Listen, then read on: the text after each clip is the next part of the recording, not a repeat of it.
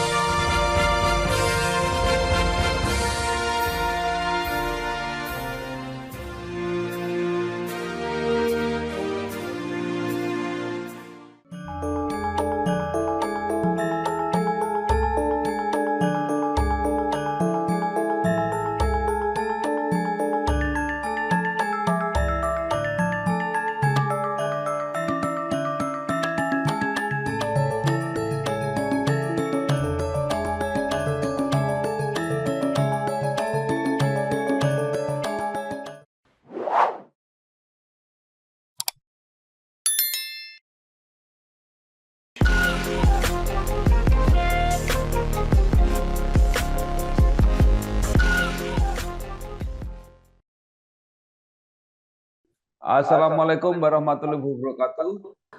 Bersama saya Bambang Sadono di kanal Inspirasi Jawa Tengah. Mudah-mudahan kanal ini selalu bisa memberi inspirasi, motivasi, dan edukasi. Kami sedang mempersiapkan beberapa video wawancara untuk ikut memantau dinamika pilkada di kabupaten kota, termasuk di pemilihan bupati di Kabupaten Banjarnegara periode 2024-2029.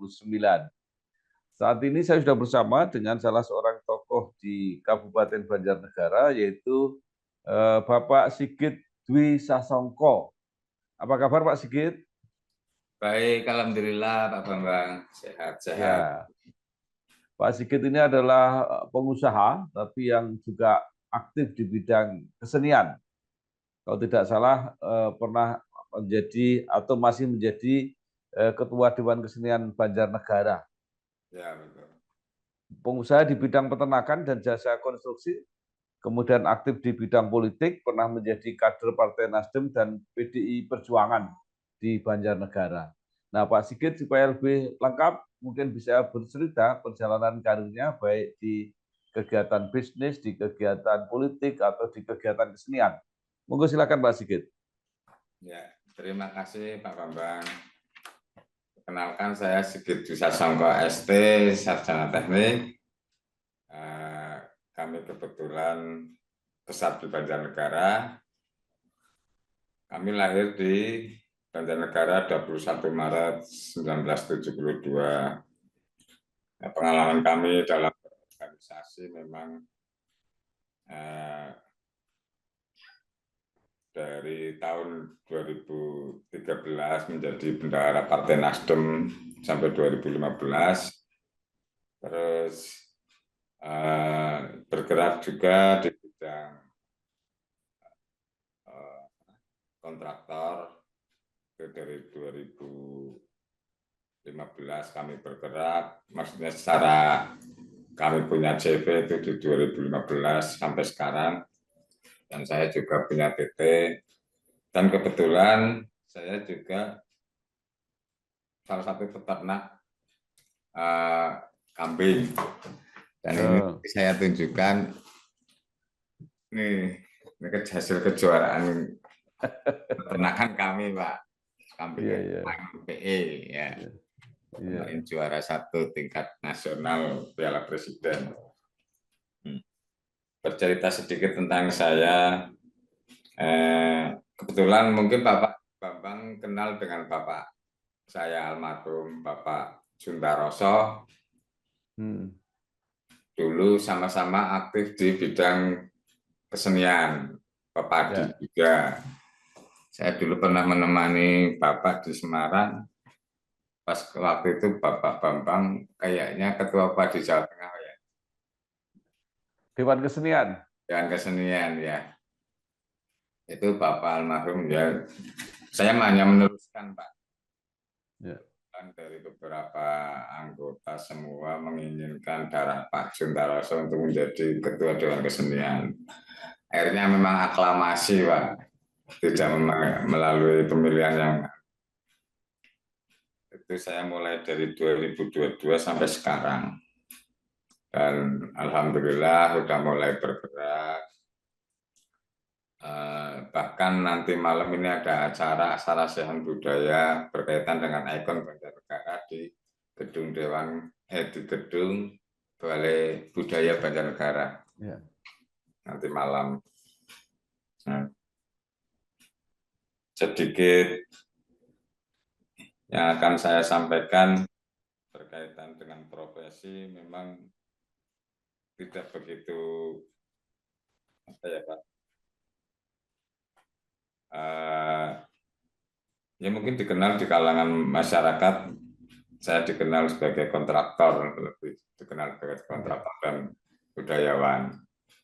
Di kalangan politik saya menjadi sekretaris PAC PDI sampai sekarang. Saya ya aktif ikut teman sana sini. Kebetulan memang darah politik saya dari Bapak ada, jadi keinginan itu muncul secara ya berkesinambungan, akhirnya memberanikan diri Pak, gitu Pak. Ya.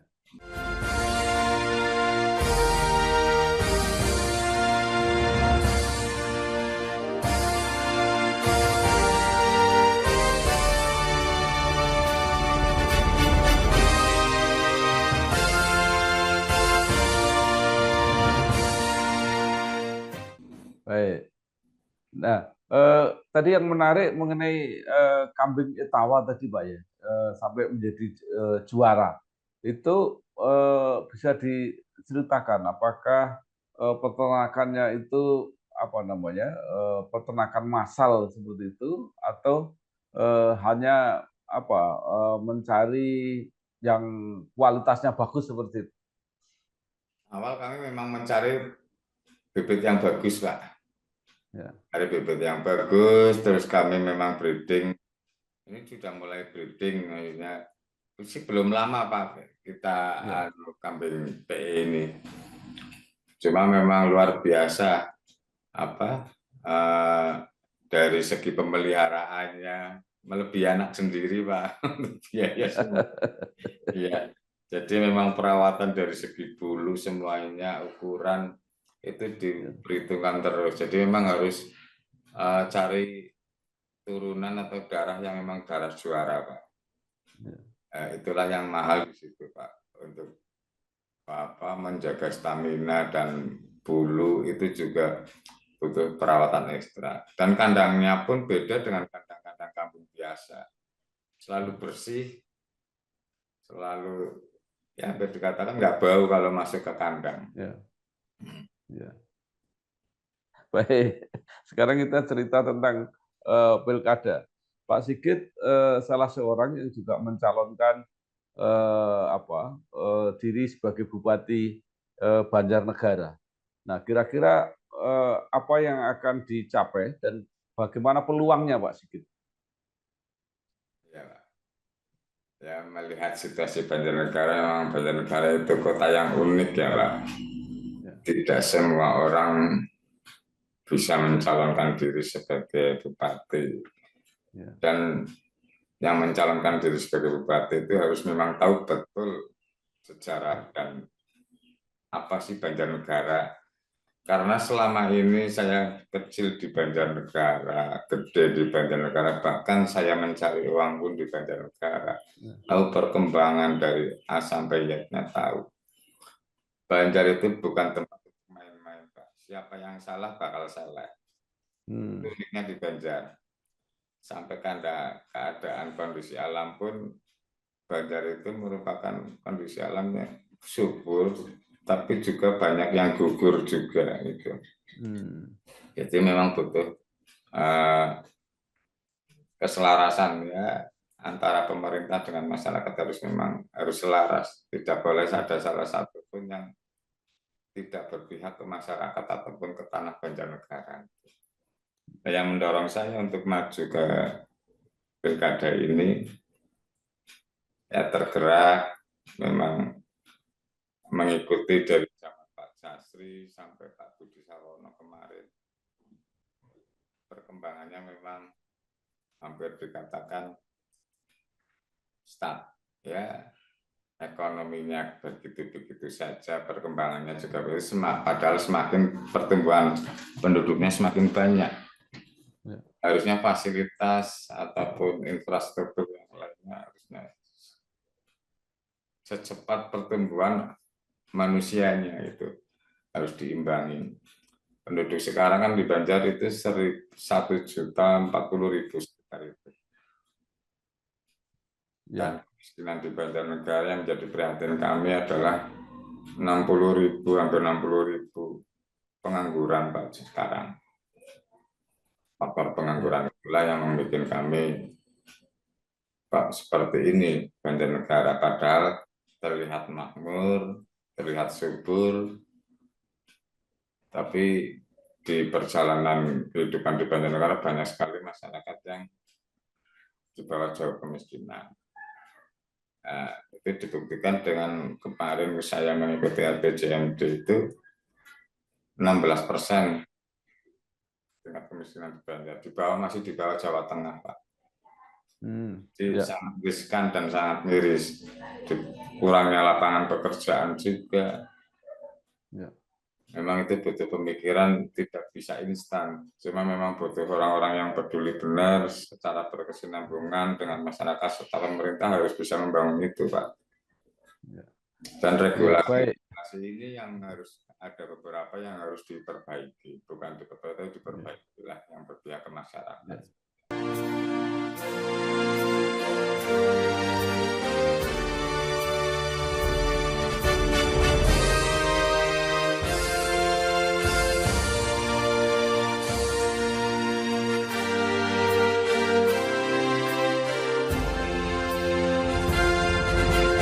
Ya, baik. Nah, Pak Sigit mencalonkan diri melalui partai apa saja?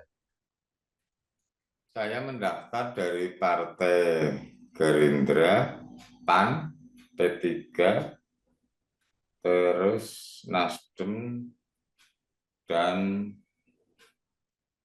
satunya PKB. Ya. Ya. Ini kan menarik, Pak Sigit kader PDIP, tetapi tidak mendaftar di PDIP. Ya, memang ini menjadi banyak pertanyaan. Kenapa kok dari kader PDIP tidak ngambil dari PDIP? Jawaban saya membawa sebagai sosok ketua Dewan Keseniannya, Pak. Ya. Ya, karena ya kita tahu betul lah di PDIP seperti apa. Ada Bokar di situ, anak dari Bu Ruwi yang juga mencalonkan diri, adik saya si Bokar. Jadi ya saya cari kendaraan yang lain, Pak. Hanya simpel itu aja, Pak. Ya, baik. Nah, apakah Pak Sigit sudah berkomunikasi dan sudah mendapat informasi kira-kira peluangnya diusung partai-partai itu seperti apa? Kami sudah berkomunikasi dengan PKB, Gerindra, dan P3. Peluang itu masih bagi semua yang mendaftar itu 50-50, Pak. Ya. Karena kaitannya dengan Rekom memang semua partai dengan alasan memang dari pusat semuanya. Jadi memang di daerah tidak bisa menentukan. Tapi ya walau alam, Pak, kita berusaha semaksimal mungkin. Intinya apapun yang menjadi persyaratan akan kita penuhi dari partai-partai tersebut. Kita sih berharap minimal 10 kursi untuk mendukung kita, Pak. Ya. Kita sudah bercoba komunikasi dari tingkat kabupaten, provinsi, juga DPP, Pak. Ya, baik. Kita nggak tahu. Nah, ya, PKB sudah mengeluarkan rekomendasi tahap pertama kalau nggak salah di beberapa kabupaten kota. Nah, kalau untuk Banjarnegara sudah ada yang mendapat rekomendasi atau belum? Belum, Banjar belum semuanya, Pak. Banjar Baik belum semuanya. PDI, P3, semua partai belum mengeluarkan, Pak. Ya, Pak Sigit hanya menyalonkan untuk jadi bupati atau bisa juga kalau misalnya diposisikan sebagai wakil bupati. Keinginan saya sih tetap bupati, Pak. Cuma nanti kan kebutuhan partai bisa beda, Pak. Seandainya saya dicalonkan oleh partai pengusung, harus pada akhirnya harus di R2 demi kelanjutan. Yang penting bisa memikirkan Banjarnegara, mengapa tidak? Karena semua ini dinamis, Pak. Ya. Kepentingannya untuk Banjarnegara saja, tidak untuk kepentingan pribadi saya. Nah, menurut Pak Sigit, apa pesaing-pesaingnya yang menonjol dalam Pilkada Banjarnegara ini siapa saja? Sebetulnya secara kemampuan atau sama aja, Pak. Nggak ada yang menonjol. Yang menonjol hanya masalah uang aja, Pak. Tidak dipungkiri itu, Pak. Tapi untuk visi semua pinter-pinter, Pak, di Banjar. Iya, iya. Pinter, bagus-bagus.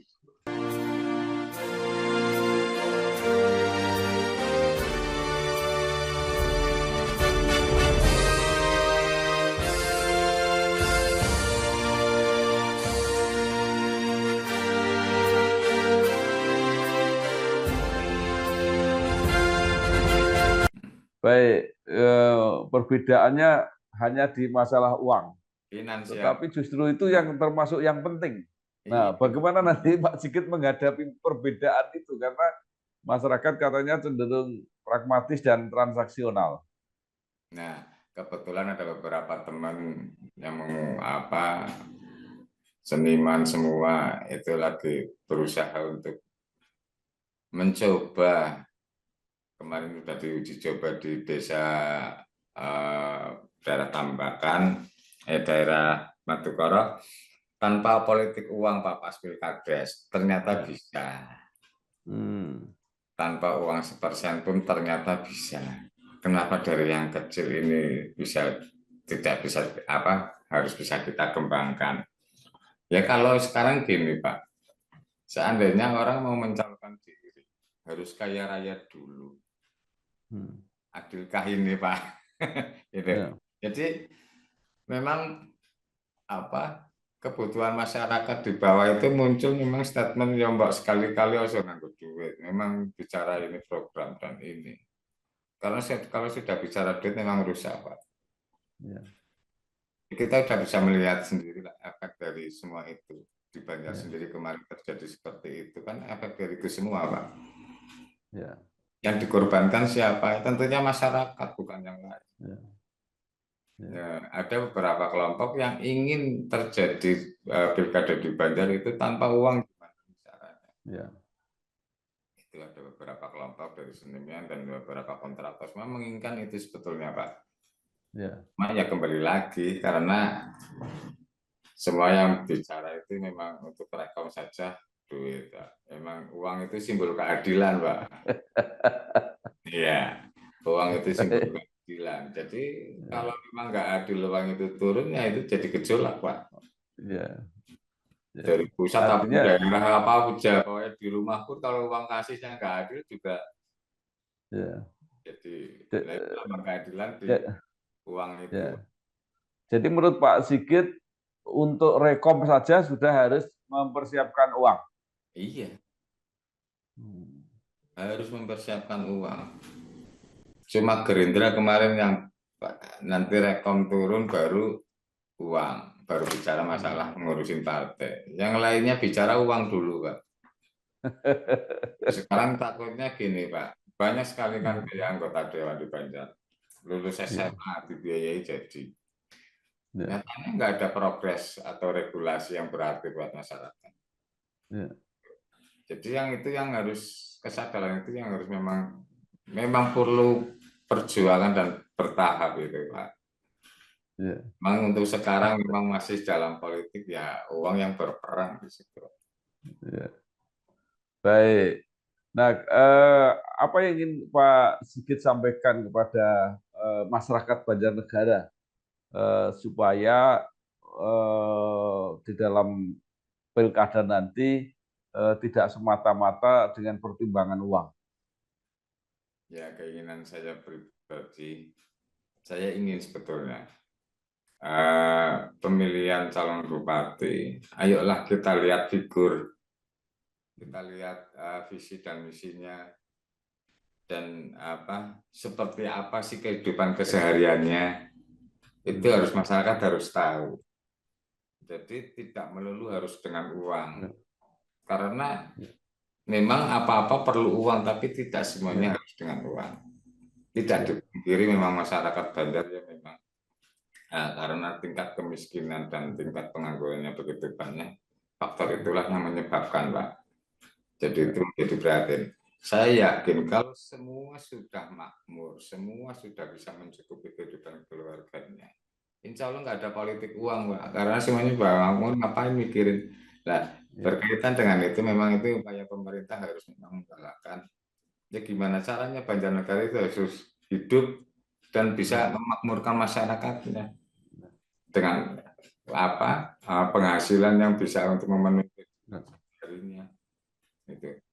Kalau kekayaan Banjar kan luar biasa, Pak. Dari mineralnya semuanya kalau dikelola luar biasa sekali. Nah, itulah yang ingin disampaikan ke masyarakat. Ayolah. Kali-kali jangan uang, gimana caranya? Sekarang kalau mau jadi bupati harus kaya raya, punya uang ratusan miliar. Jadi apa? Iya.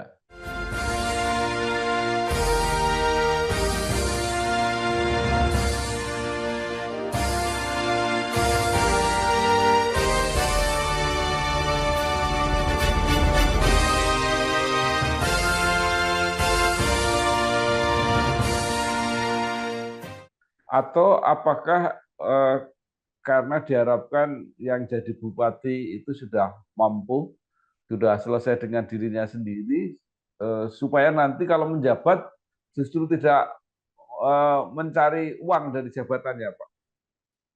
Terbukti kemarin Pak Bambang lihat sendiri, semuanya sudah mencukupi kok secara kebutuhan pribadinya, toh nyatanya. Jadi itu alasan bagi orang-orang yang sudah Jadi gini, kembali ke pribadi kita masing-masing. Makanya masyarakat harus pandai, jeli, dilihat kehidupan pribadinya seperti apa. Dengan masyarakat sekitar seperti apa, dengan teman-teman sejawatnya seperti apa, kan kita bisa lihat di situ. Nah, terus pertemanannya seperti apa. Nah, sekarang kalaupun dilihat kalau orang harus sudah selesai dengan dirinya sendiri, ternyatanya banyak sekali terjerat korupsi. Jadi itu bukan menjamin, Pak. Jadi yang menjamin kita untuk bisa itu hanya adab dan akhlak attitude kita, Pak, nantinya. Ya.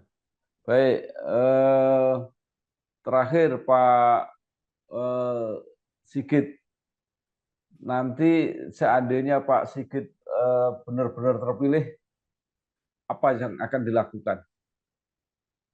Saya akan lakukan Banjarnegara menjadi satu kota budaya dan satu kota pariwisata serta kota industri, Pak. Karena itu memungkinkan semuanya.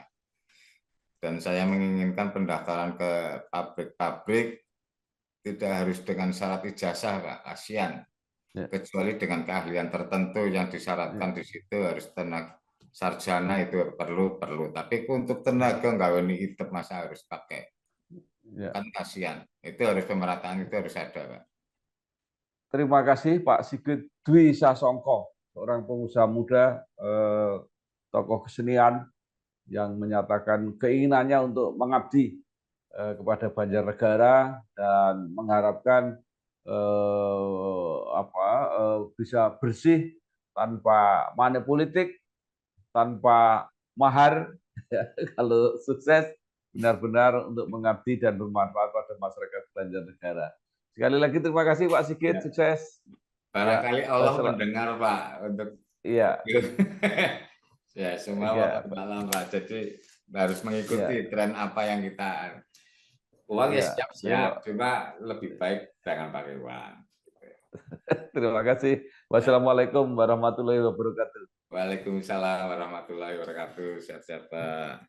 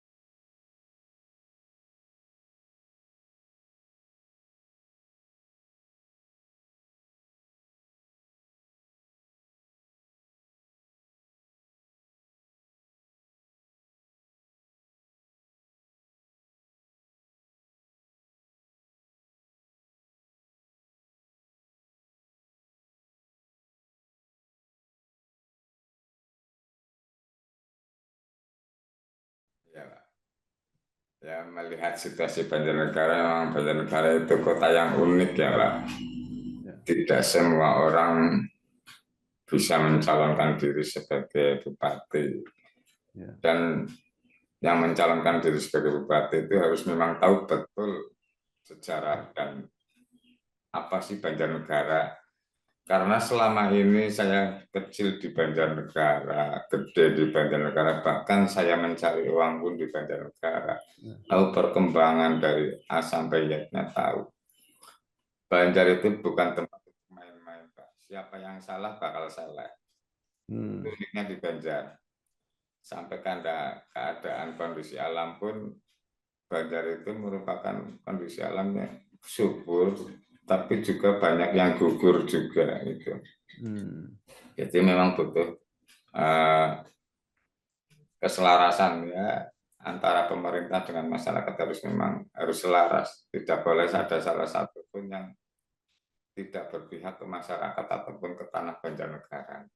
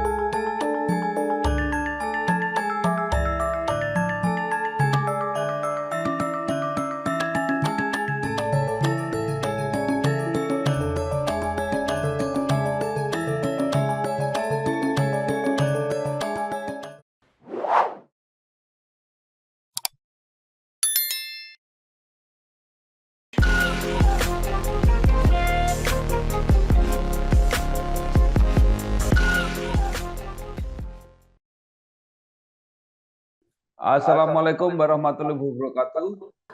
Bersama saya Bambang Sadono di Kanal Inspirasi Jawa Tengah. Mudah-mudahan kanal ini selalu bisa memberi inspirasi, motivasi, dan edukasi. Kami sedang mempersiapkan beberapa video wawancara untuk ikut memantau dinamika pilkada di kabupaten kota, termasuk di pemilihan bupati di Kabupaten Banjarnegara periode 2024-2029.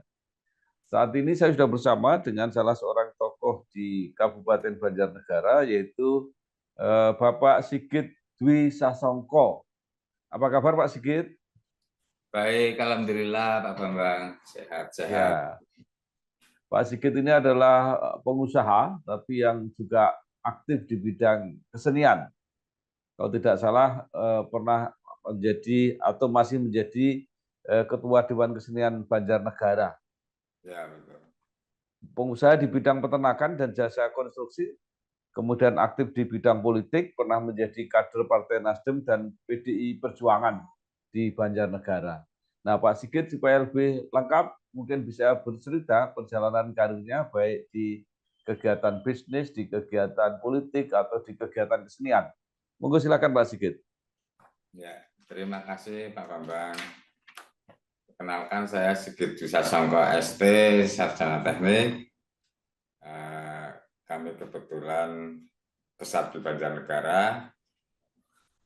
Kami lahir di Banjarnegara 21 Maret 1972. Nah, pengalaman kami dalam berorganisasi memang dari tahun 2013 menjadi bendahara Partai Nasdem sampai 2015. Terus bergerak juga di bidang kontraktor. Itu dari 2015 kami bergerak, maksudnya secara kami punya CV itu di 2015 sampai sekarang, dan saya juga punya PT, dan kebetulan saya juga salah satu peternak kambing. Dan ini saya tunjukkan, ini hasil kejuaraan peternakan kami, Pak. Kambing PE, ya. Kemarin juara 1 tingkat nasional Piala Presiden. Bercerita sedikit tentang saya, kebetulan mungkin Bapak Bambang kenal dengan Bapak saya almarhum Bapak Juntaroso. Dulu sama-sama aktif di bidang kesenian, pepadi juga. Saya dulu pernah menemani Bapak di Semarang. Pas waktu itu Bapak Bambang kayaknya ketua pepadi Jawa Tengah, ya. Dewan Kesenian. Dewan Kesenian, ya. Itu Bapak almarhum, ya. Saya hanya meneruskan, Pak. Ya. Dari beberapa anggota semua menginginkan darah Pak Juntaroso untuk menjadi ketua Dewan Kesenian. Akhirnya memang aklamasi, Pak. Tidak melalui pemilihan yang itu. Saya mulai dari 2022 sampai sekarang. Dan alhamdulillah sudah mulai bergerak. Bahkan nanti malam ini ada acara Sarasehan Budaya berkaitan dengan ikon Banjarnegara di gedung di gedung Balai Budaya Banjarnegara. Ya. Nanti malam. Nah, sedikit yang akan saya sampaikan berkaitan dengan profesi, memang tidak begitu Pak. Ya mungkin dikenal di kalangan masyarakat, saya dikenal sebagai kontraktor, lebih dikenal sebagai kontraktor dan budayawan. Di kalangan politik saya menjadi sekretaris PAC PDI sampai sekarang. Saya ya aktif ikut teman sana sini. Kebetulan memang darah politik saya dari Bapak ada, jadi keinginan itu muncul secara ya berkesinambungan, akhirnya memberanikan diri, Pak, gitu, Pak.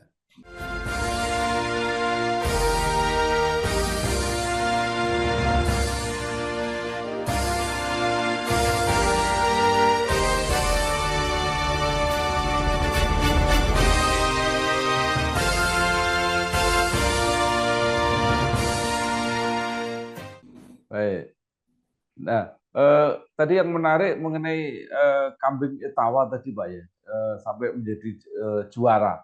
Itu bisa diceritakan apakah peternakannya itu apa namanya, peternakan massal seperti itu atau hanya apa, mencari yang kualitasnya bagus seperti itu? Awal kami memang mencari bibit yang bagus, Pak. Ya, Cari bibit yang bagus, terus kami memang breeding. Ini sudah mulai breeding, maksudnya sih belum lama Pak kita ya, kambing PE ini. Cuma memang luar biasa apa dari segi pemeliharaannya melebihi anak sendiri Pak untuk biaya semua. Iya. Jadi memang perawatan dari segi bulu semuanya ukuran itu ya, diperhitungkan terus. Jadi memang harus cari turunan atau darah yang memang darah juara Pak. ya. Itulah yang mahal di situ Pak untuk menjaga stamina dan bulu itu juga butuh perawatan ekstra. Dan kandangnya pun beda dengan kandang-kandang kampung biasa. Selalu bersih, selalu ya dikatakan nggak bau kalau masuk ke kandang. Ya, ya. Baik, sekarang kita cerita tentang pilkada. Pak Sigit salah seorang yang juga mencalonkan diri sebagai Bupati Banjarnegara. Nah, kira-kira apa yang akan dicapai dan bagaimana peluangnya, Pak Sigit? Ya, Pak. Ya melihat situasi Banjarnegara, memang Banjarnegara itu kota yang unik ya Pak.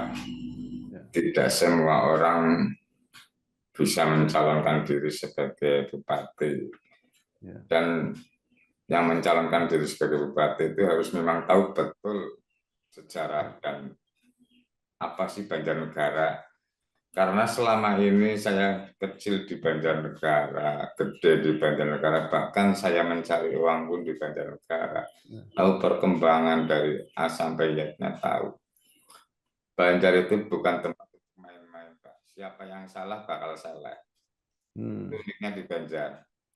Sampai keadaan kondisi alam pun Banjar itu merupakan kondisi alamnya subur, tapi juga banyak yang gugur juga gitu. Jadi memang butuh keselarasan ya antara pemerintah dengan masyarakat harus selaras. Tidak boleh ada salah satu pun yang tidak berpihak ke masyarakat ataupun ke tanah Banjarnegara. Yang mendorong saya untuk maju ke pilkada ini ya tergerak memang mengikuti dari zaman Pak Jasri sampai Pak Budi Sarono kemarin. Perkembangannya memang hampir dikatakan stuck ya, ekonominya begitu-begitu saja, perkembangannya juga begitu, padahal semakin pertumbuhan penduduknya semakin banyak. Ya. Harusnya fasilitas ataupun infrastruktur yang lainnya harusnya secepat pertumbuhan manusianya itu harus diimbangi. Penduduk sekarang kan di Banjar itu 1.040.000 sekitar itu. Dan kemiskinan di Banjarnegara yang menjadi perhatian kami adalah 60.000, hampir 60.000 pengangguran Pak sekarang. Faktor pengangguran itulah yang membuat kami Pak seperti ini Banjarnegara, padahal terlihat makmur, terlihat subur, tapi di perjalanan kehidupan di Banjarnegara banyak sekali masyarakat yang di bawah jauh kemiskinan. Nah, itu dibuktikan dengan kemarin saya mengikuti RPJMD itu 16% tingkat kemiskinan di Banjar, masih di bawah Jawa Tengah Pak. Jadi sangat riskan dan sangat miris. Kurangnya lapangan pekerjaan juga. Ya. Memang itu butuh pemikiran, tidak bisa instan. Cuma memang butuh orang-orang yang peduli benar secara berkesinambungan dengan masyarakat serta pemerintah harus bisa membangun itu, Pak. Dan regulasi komunikasi ini yang harus ada beberapa yang harus diperbaiki, bukan diperbaiki lah yang berpihak ke masyarakat.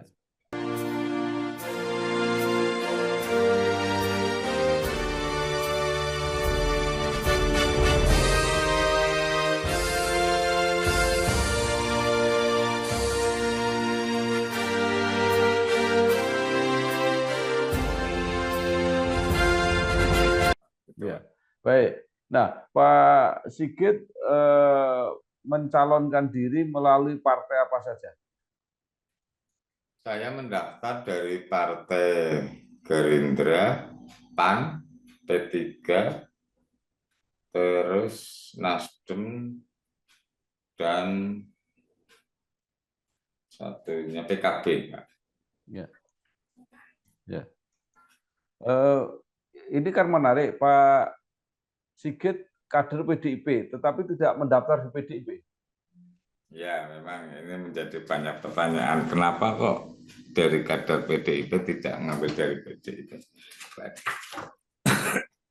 Jawaban saya membawa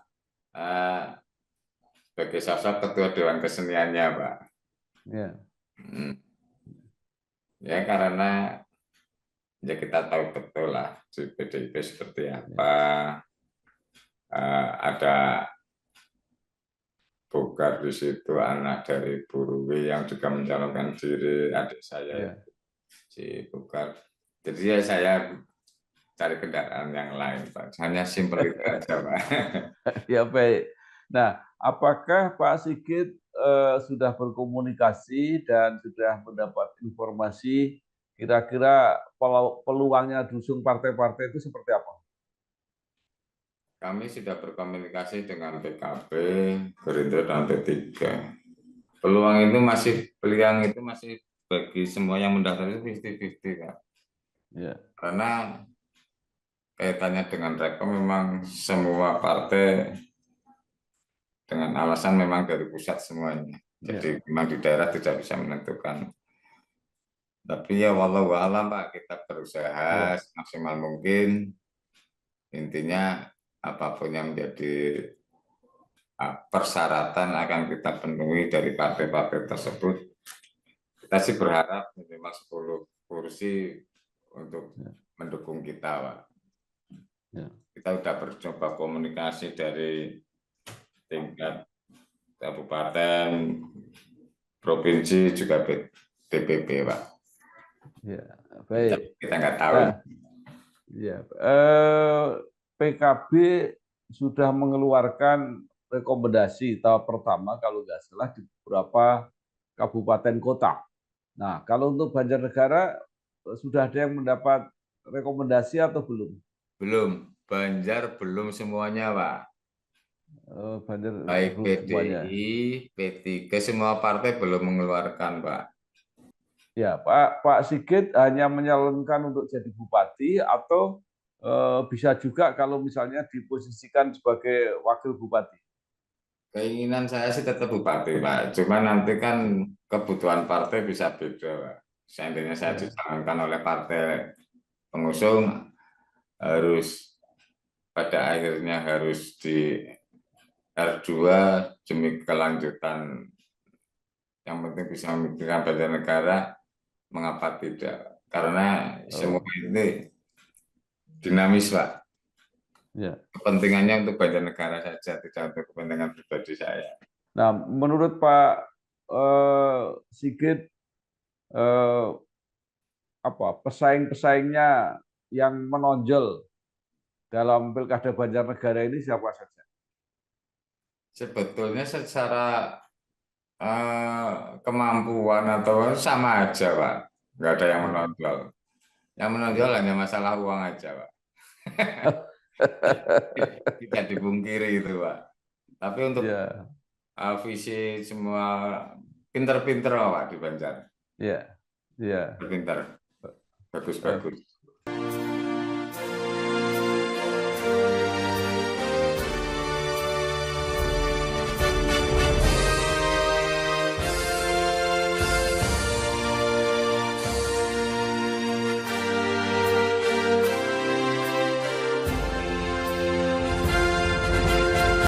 Baik, perbedaannya hanya di masalah uang, finansial. tetapi justru itu yang termasuk yang penting. Iya, Nah, bagaimana nanti Pak Sigit menghadapi perbedaan itu? Karena masyarakat katanya cenderung pragmatis dan transaksional.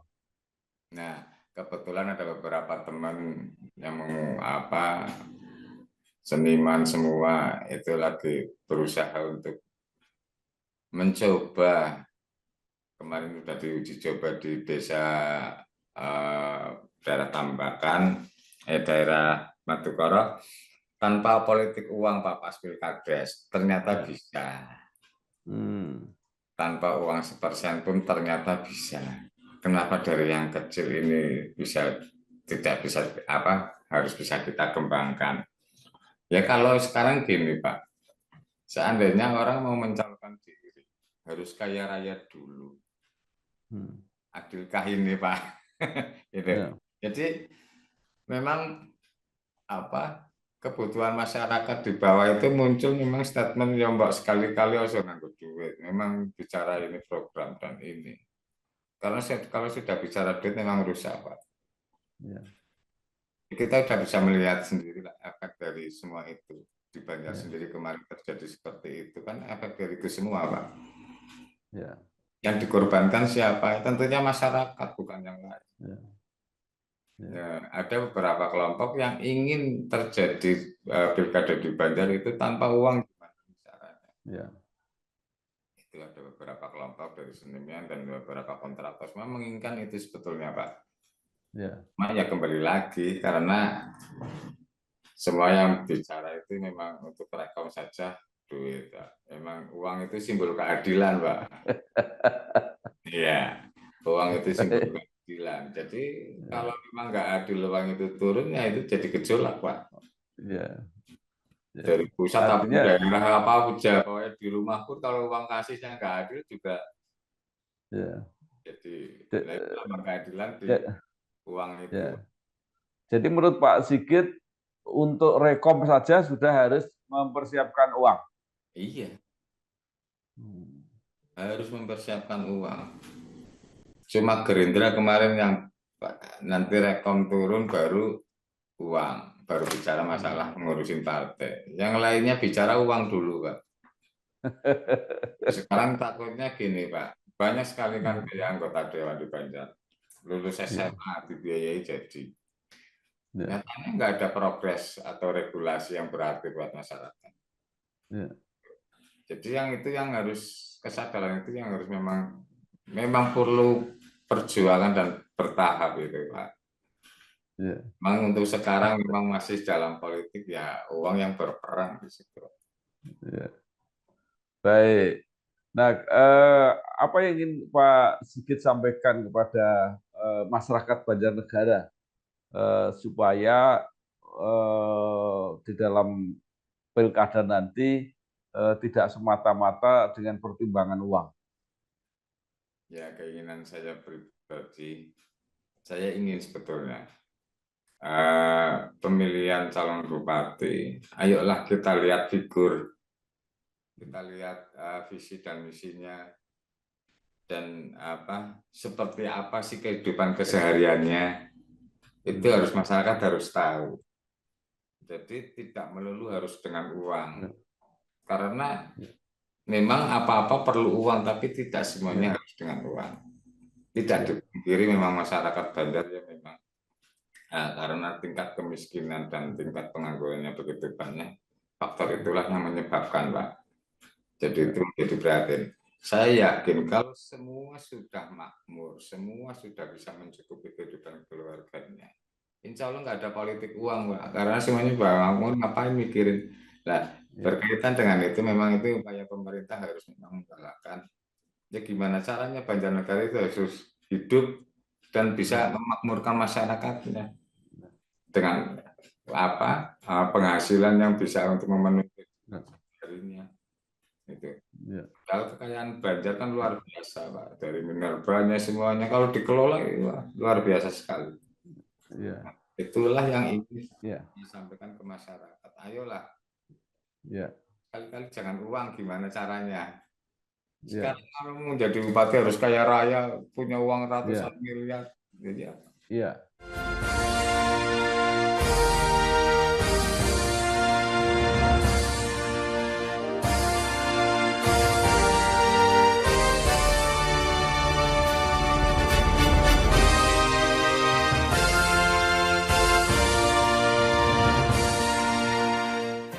Atau apakah karena diharapkan yang jadi bupati itu sudah mampu, sudah selesai dengan dirinya sendiri, supaya nanti kalau menjabat justru tidak mencari uang dari jabatannya, Pak. Lah terbukti kemarin Pak Bambang lihat sendiri, semuanya sudah mencukupi kok secara kebutuhan pribadinya. Toh nyatanya. Ya, Jadi itu apa alasan bagi orang-orang yang sudah anulah. Jadi gini, kembali ke pribadi kita masing-masing. Makanya masyarakat harus pandai, jeli, dilihat kehidupan pribadinya seperti apa, ya, dengan masyarakat sekitar seperti apa, dengan teman-teman sejawatnya seperti apa, kan kita bisa lihat di situ. Nah, ya. terus Baik. pertemanannya seperti apa. Nah, sekarang Ya, kalaupun dilihat kalau orang harus sudah selesai dengan dirinya sendiri, ternyatanya banyak sekali hmm, terjerat ya, korupsi. Jadi ya, itu bukan penjamin, Pak. Jadi yang menjamin kita untuk bisa itu ya hanya adab dan akhlak attitude kita, Pak, nantinya. ya. Baik.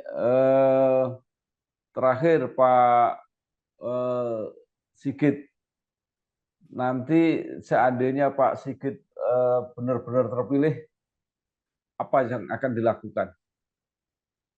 Saya akan lakukan Banjarnegara menjadi satu kota budaya dan satu kota pariwisata serta kota industri, Pak. Karena itu Ya, memungkinkan semuanya. Dan saya menginginkan pendaftaran ke pabrik-pabrik tidak harus dengan syarat ijazah, Pak. Kasihan. ya, Kecuali dengan keahlian tertentu yang disyaratkan ya, di situ harus tenaga sarjana itu perlu. Tapi untuk tenaga nggak ini itu masa harus pakai, ya. kan kasihan. Itu harus pemerataan itu harus ada, Pak. Terima kasih Pak Sigit Dwi Sasongko, seorang pengusaha muda, tokoh kesenian yang menyatakan keinginannya untuk mengabdi kepada Banjarnegara dan mengharapkan bisa bersih tanpa money politik, tanpa mahar. Kalau sukses benar-benar untuk mengabdi dan bermanfaat pada masyarakat Banjarnegara. Sekali lagi terima kasih Pak Sigit, Ya. sukses. Ya, Barangkali Allah wassalam. mendengar, Pak, untuk Iya, ya semua iya, malam, Pak. Jadi harus mengikuti iya, tren apa yang kita uang ya iya. siap-siap, Terima, cuma lebih baik jangan pakai uang. terima kasih. Wassalamualaikum warahmatullahi wabarakatuh. Waalaikumsalam warahmatullahi wabarakatuh. Sehat-sehat, Pak.